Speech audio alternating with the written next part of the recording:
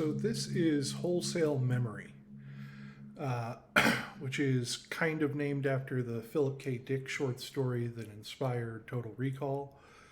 And I chose that name because I think, a sound that I'm often looking for is this sort of fractured, muddled, dreamlike state. And this is a patch that I've created to capture some version of how that sounds in my head. So the basic idea is that, just to explain the signal path, there are two aliasers at the beginning that feed into a plate reverb. And that reverb can be mixed with a 4-tap delay. We have control over time. The 4 taps are they weren't randomly chosen, but the ratios between them are things that I sort of fine-tuned to something that sounded good to me. And the output of those taps is then sent into a VCA that's controlled by a looping envelope that's kind of randomized or can be randomized. And that goes into panners, which are controlled by the same looping envelopes. And that's sort of the signal path. So, first the signal gets sort of crudded up or degraded with the aliasers, and then it gets smeared out by the reverb and then sent into the delays, where it has sort of volume swells and panning to sort of spread out this stereo image. And I'm just going to walk through some of the options that are available because this combination can lead to a lot of, I think, neat soundscapes. So first of all, there are two aliasers that run in parallel, and you could think of them also as a mixer. So for instance, if you wanted to have everything aliased at the same frequency, you could set both the aliasers to the same frequency.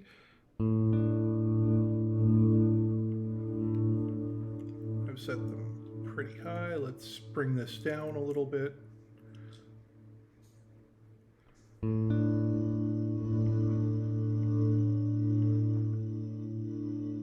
If you only wanted to have 50% of your signal aliased, you could set one to the maximum frequency, which just unaliased sound. Or you could use two different aliasing frequencies to get more complex results, So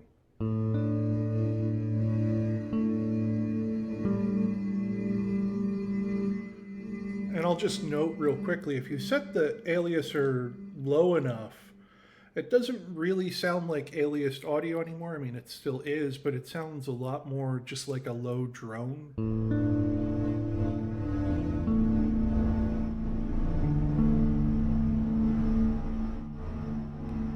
Which I think is cool. I'm just going to set this one to the maximum frequency so that it's a 50-50 split. The reverb has decay and a mix. So if we take the mix down, we'll hear more of the aliased audio coming through. But we'll also hear it more distinctly in the delays.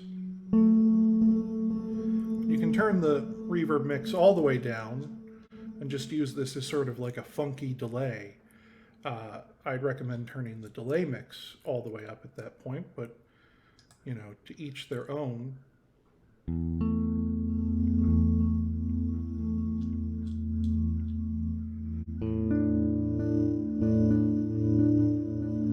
You can hear those taps coming through at different intervals.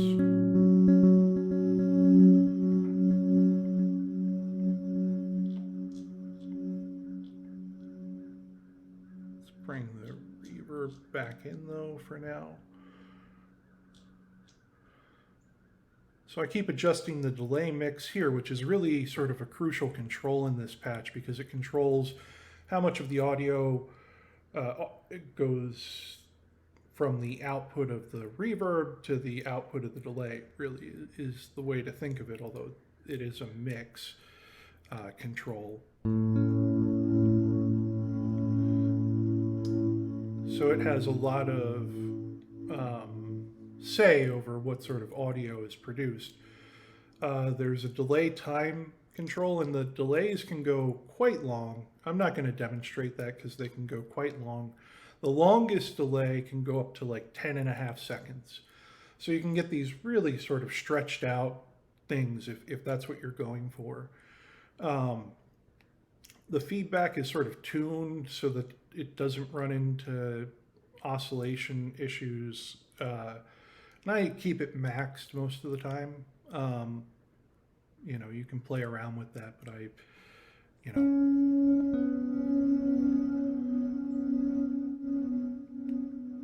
like that sort of slowly decaying soundscape thing.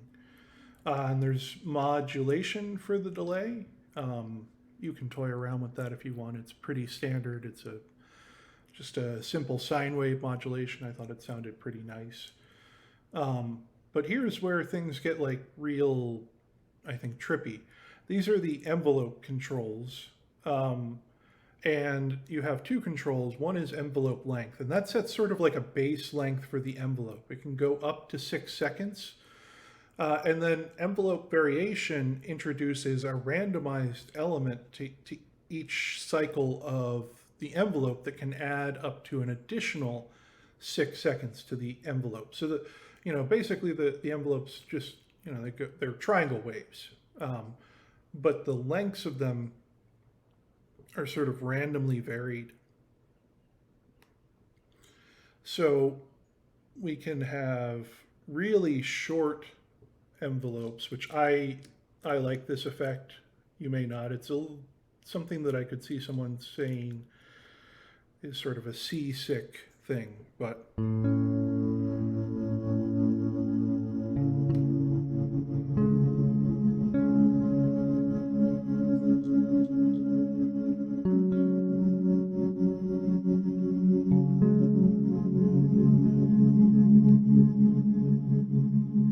go even shorter with that.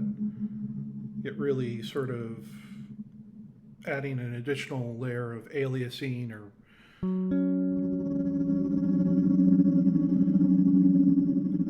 but the envelopes can also get really long and sort of swell in their taps.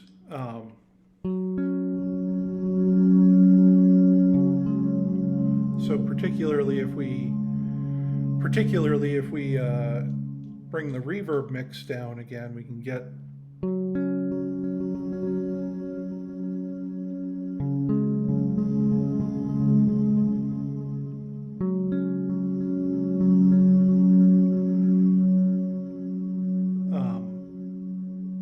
you know, a very different feel to what's going on there. Then there's a pan spread control, just so you can control how much the envelopes affect the panning. They always affect the VCAs 100%. That's just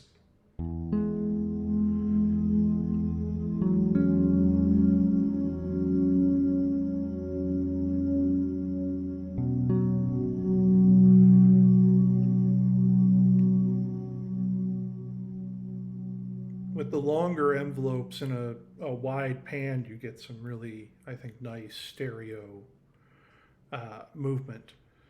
And then there's a filter at the end. I will say it's a multi-filter because I wanted the sort of EQ response of that. When you change it, it will clip if there's audio passing through.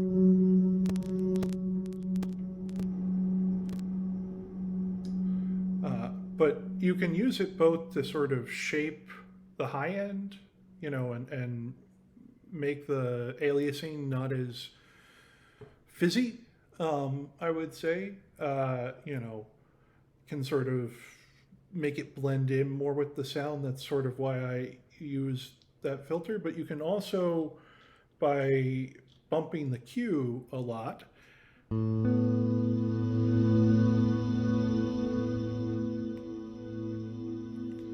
can also use it to sort of accentuate certain sounds, you know, so it's a little bit of a, you know, it can be used to sort of make things not so bright and fizzy, but it can also be used to draw out some lower frequencies as well around the resonance frequency.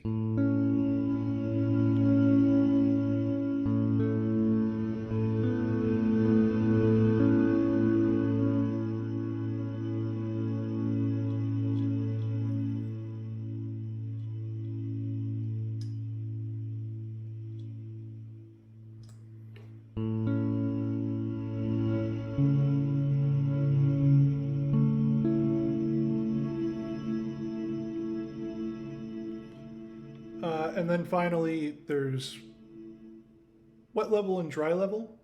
Well, no, there's one other final thing. So I decided to use one of the stomp switches for this fun little momentary effect.